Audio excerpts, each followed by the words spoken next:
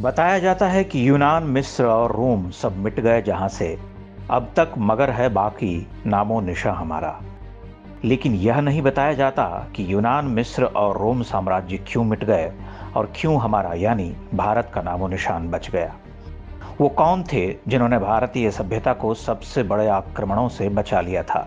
वो कौन लोग थे जिनके कारण हमारी पहचान बची हुई है और हमारी सभ्यता आज भी जीवित है। जो लोग इतिहास के छात्र हैं वो तो जानते होंगे, लेकिन देश के बाकी लोगों के लिए स्कंदगुप्त, चंद्रगुप्त जैसे नाम एलियन हैं, मानो किसी दूसरे ग्रह के लोग हों। हम नहीं जानते कि 5वीं शताब्दी के सम्राट स्कंदगुप्त विक्रमादित्य वो राजा थे जिन्होंने उस दौर में भारत को बचा लिया था जब यूनान, मिस्र और रोम की सभ्यताएं धूल में मिलाई जा रही थीं। यह इस्लाम के जन्म और ईसाइयत के फैलने से पहले की बात है। तब चीन के पास एक बर्बर जाति बसा करती थी, हून यूं, और भारत में हूण कहा जाता था। ये कबीलाई लोग हुआ करते थे जिनका काम सिर्फ लूट मार होता था, हिंसक इतने कि जंगली जानवर भी उनके आगे कुछ नहीं थे। आज हम जो ग्रेट वॉल ऑफ चाइना देखते हैं वो इन्हीं हूणों के हमलों से बचाव के लिए बनानी पड़ी थी। उस काल में हूणों का आतंक ऐसा था कि वो जिस तरफ भी चल पड़ते थे वहां सर्वनाश तय माना जाता था। सिकंदर की मौत के मात्र 150 वर्ष बाद ही यूनान की सभ्यता का विनाश हो गया। इसके पीछे भी बड़ा कारण हूणों का हमला था। हूणों के हमले भारत पर भी शुरू हो चुके थे। तक्षशिला विश्वविद्यालय पर पहला हमला हूणों ने ही किया था। इसके बाद वो गंगा और यमुना के मैदान यानी आज के पूर्वी उत्तर प्रदेश की तरफ बढ़ चुके थे।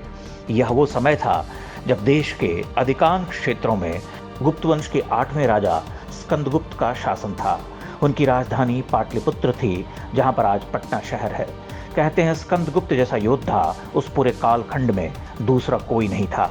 मात्र 25 वर्ष के स्कंदगुप्त ने गंगा के तट पर अपनी सेना का मोर्चा लगाया।